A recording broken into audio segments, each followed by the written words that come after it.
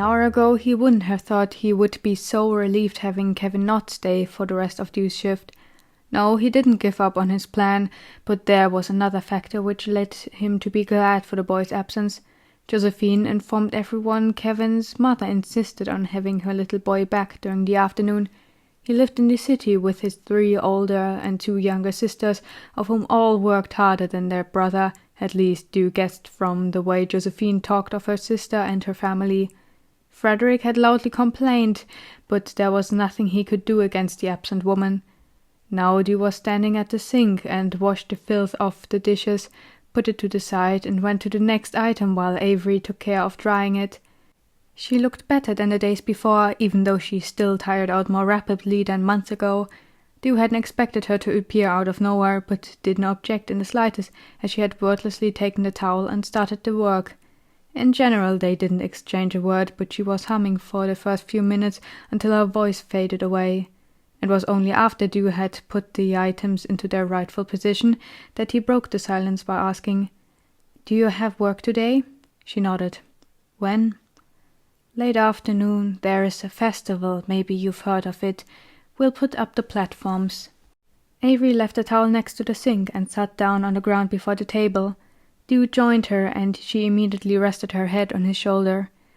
"I've heard that something will happen," he replied, remembering the conversation between Alba and him, "but I don't know what." "Games. Some representatives from all over the kingdom will compete against each other in categories like throwing spears, sword duels, and more. The winner receives a trophy, a victory feast, and money." She explained the event to him with a muted tone as she searched for his hand to cross fingers with. He cupped her hand between his. "Does it have a purpose? A historical event, maybe?" She chuckled. "No, people just love cheering on their favorite candidate as if it's themselves. It's mostly for entertainment and for making a fortune through bets, perhaps keeping up friendly contact as well, but I'm not sure." "Are you excited?" "Are you kidding? About 100 people screaming and starting fights scares me half to death, and I'll have to stay until the very end of every single one of the tournaments over those 5 days." Avery groaned in theatrical agony. They heard him before he entered through the main door. His hoofstep echoed through the halls, and when he stood before him, Jonah immediately shouted, "No, I didn't forget you." Meanwhile, he pointed his finger downwards. Dew couldn't figure out who he was actually trying to focus on.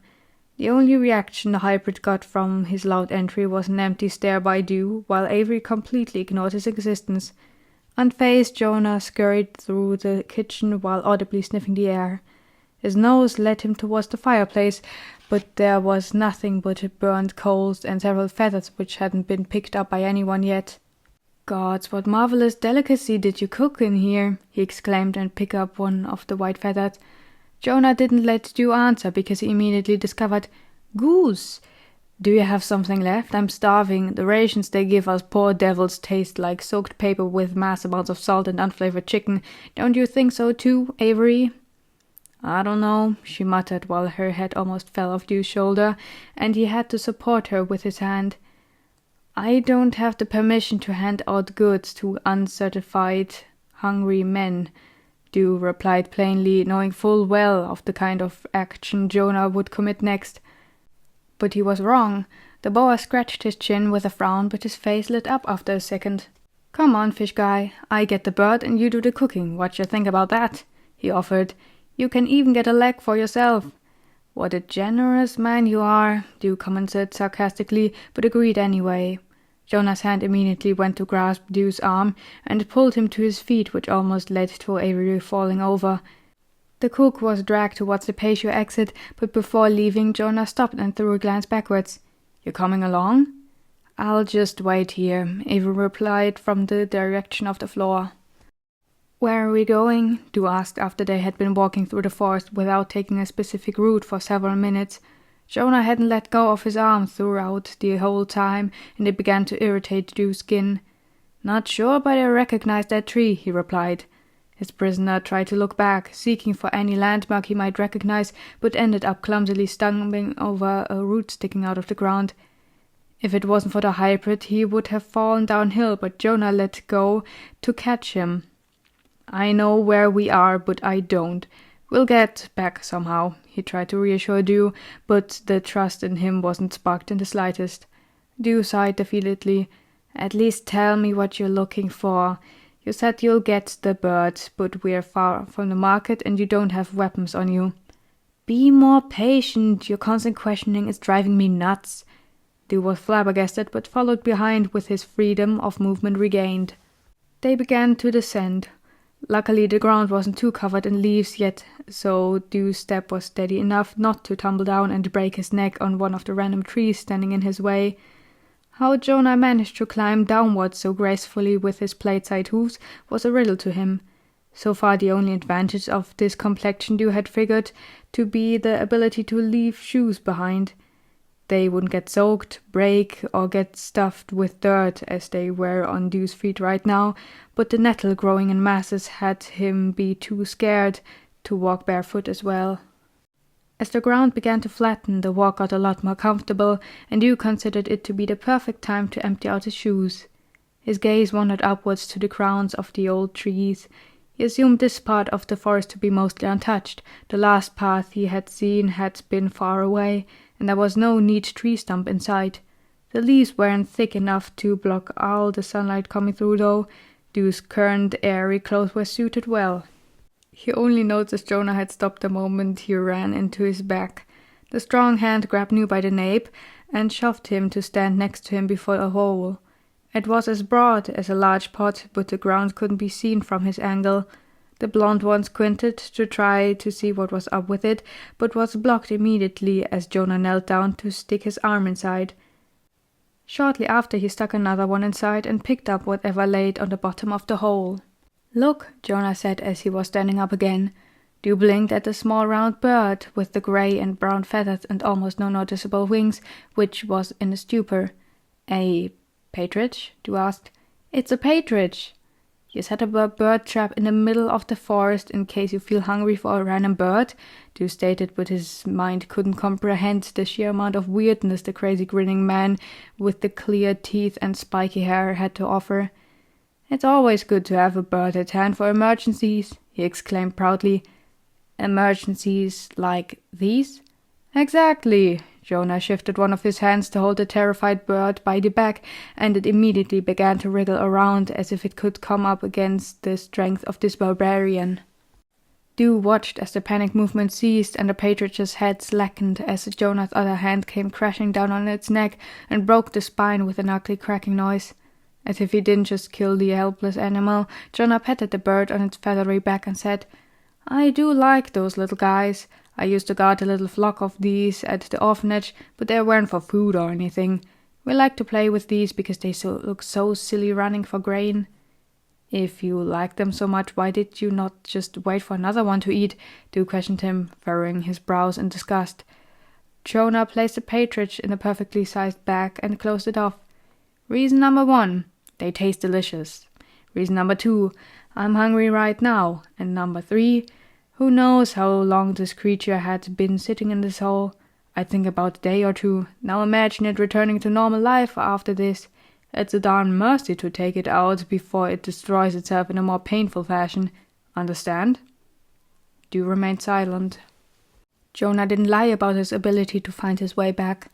They took a proper path this time, which Dew assumed to be longer than the way they had come, but he would rather take it instead of climbing up the hill and arrive at his workplace in an even dirtier condition.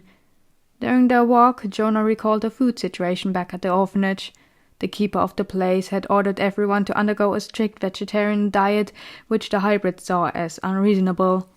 Even worse were the days not even products like milk or eggs were served by the 10 children who always helped in the kitchen. As soon as he got out to join the outside work, he had used his newly learned fighting skills for the hunt for food, which he fully taught to himself. As he received no response from Dew after the end of his ramble, and they had almost reached the castle gates, he furrowed his brow and asked, What is it? Still in shock for that bird? Come on. I couldn't care less about what you did to that bird, Dew replied, but your last reason seems strange. Strange? What's strange about thinking about the future of your prey? Dew shrugged. Your logic reminds me of someone, that's all.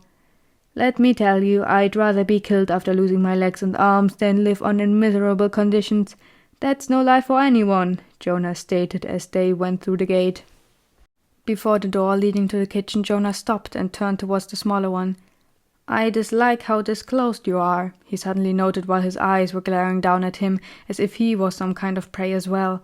Instinctively, Dew took a step back while his muscles tensioned. Jonah immediately shortened the distance brought between them. Now, that wasn't a threat. I like observing people, you know.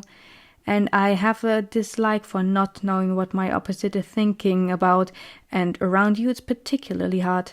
Please, I'm your friend, and friends don't keep their honest thoughts from each other, do they? Jonah reached out his hand and put it on Dew's shoulder. It was heavy. He wasn't just resting it there, his hand was consciously holding him on the spot. Dew's eyes rushed from it to his face, to the rest of the environment, considering his next step, but there was a numbness running through his body which forced a tiredness into his mind. He ended up taking a deep breath in and demanded, Let me go now. You found that food, right? I need to get in there to do anything. Jonah laughed and patted Dew's shoulder, but before letting him through, his hand went towards Dew's neck. Him, feeling attacked, seized it and pushed it away, but felt something pulling down on his nape as he did. Jonah contracted his arm. Why are you so anxious? I'm just trying to look at your necklace. Dew looked down at himself and saw the pink crystal dangling from the strap around his neck. It surely looks exotic, Jonah continued while turning away to finally open the door. As she promised, Avery was still sitting on the same spot as before, but now there was a disheveled-looking mouse-hunting cat sitting in her lap. Dew sincerely hoped for the cat not to end up in Jonah's soup once it got too old to do its job. His dislike against the new guest at the dining table appeared the instant he entered the room. It wasn't his appearance which immediately showed off his wealth through his clothing and wide physique. It was the way his sharp eyes followed him without interrupting his constant talking in a slimy voice, which immediately had Dew think of a slug chewing itself through the healthy stems of plants, who would then soon succumb to the newly sustained injury. The advisor sat to the king's right side, where Alba used to sit. She sat next to her father, but on his left and further away than normally. Her voice, quiet but sophisticated as usual, could have made it to the ears belonging to the technically most powerful person in the room, but the new man raised his voice whenever she dared to speak her mind. Even though it bothered him, Dew proceeded to do his job as usual. He took the plate, placed it before the person, and went to take the next one. First the king as usual, then he decided to go to Alba next and hint a bow, and lastly the advisor. Then he stood next to the door, near the guard, and waited for the slight wave of her hand to send him on his way again. From his position he could perfectly look at Alba for once, who still didn't have the chance to say a word. The conversation, if one could call the one-sided waterfall of words, mostly concerned the time in Haven and the opinion of the king's family over there, but then the topic shifted to the games. It was frustrating to listen to, and Dew caught a glimpse of Alba looking up at him, standing by the door with sorrow in her eyes, before going back to the plate before her. The responses of the king were reduced to nothing more than short muttered responses, which on one hand gave Dew a kind of satisfaction, but on the other hand upset him. How could he sustain the same kind of hatred as a month before, when this bastard acted so miserable, once put together with a person who was supposed to be of lower rank than him, but talked as if he was the one wearing the golden crown inlaid with green, blue, and pink gemstones? All this new man wore were several rings on his unsettling fingers, which clawed at the fork and knife like a bird's on a dead worm. He was glad the moment he could leave came early enough, yet imagining Alba having to stay deeply disturbed him. Dew didn't know much about her leadership capabilities, and he knew he didn't possess the knowledge to judge either, but there was no doubt she deserved the respect. No matter what the future brought, she would still take her place on the throne, whether it be as a decorative object or queen. What her understanding of proving herself was, definitely didn't work out so far. How was she supposed to present herself if she had been swept under the carpet already? Her role during the games most likely consisted of watching and perhaps offering a judgment to be considered, but what did that prove?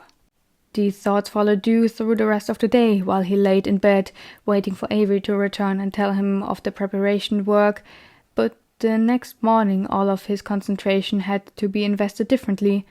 It was during his morning and midday shift that he learned a wide variety about the games, since Kevin wouldn't stop talking to Josephine about it. The woman seemed almost as excited as her nephew, being able to respond to all of his guesses to potential categories or participants. On the inside, all Dew begged for was a moment of silence. He could see in Sean's face how the noise even got to him. Frederick was unfazed. His head bobbed up and down as if a melody was crossing through his ears while he was cutting away on a steak. Towards the end he took a look around, clapped his hands together and forbade the two chattering people to speak another word if they didn't want to have their salary cut in half. Immediately silence returned, even if it was just for a moment. It was when Dew returned from delivering that he found her and the boy still standing in the kitchen while continuing their talk from before. As Dew entered, Josephine stepped towards him in an instant and he feared the worst. "Dew, darling, I heard the weather in 2 days is supposed to be fantastic," she began, but he interrupted her. "What do you want me to do for you?"